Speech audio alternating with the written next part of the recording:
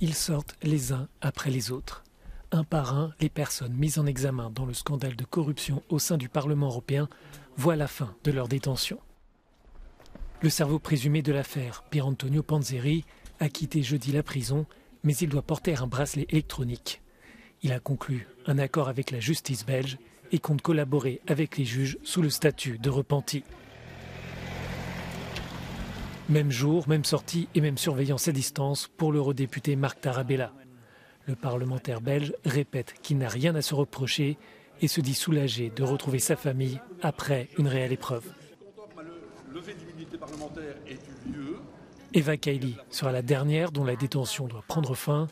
Comme les autres suspects, elle devra porter un bracelet électronique. Arrêtée le 9 décembre, les enquêteurs ont retrouvé à son domicile bruxellois des sacs remplis d'argent. Son avocat souligne que la police n'a retrouvé aucune empreinte sur les billets et qu'elle continue de clamer son innocence.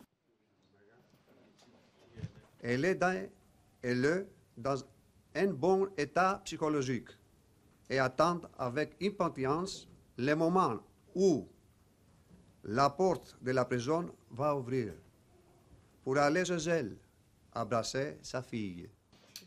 Son compagnon Francesco Giorgi a lui été libéré en février, mais ils ne résideront pas sous le même toit.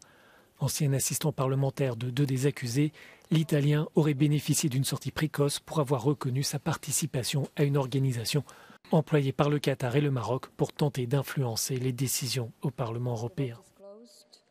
Avec la libération en février de Niccolò Figa Talamanca, les 5 personnes mises en examen ne sont plus ou ne seront plus en détention. Une 6e personne, l'eurodéputé Andrea Cozzolino, est quant à lui dans l'attente de son extradition d'Italie vers la Belgique. Ils sont accusés de corruption, de blanchiment d'argent et de participation à une organisation criminelle.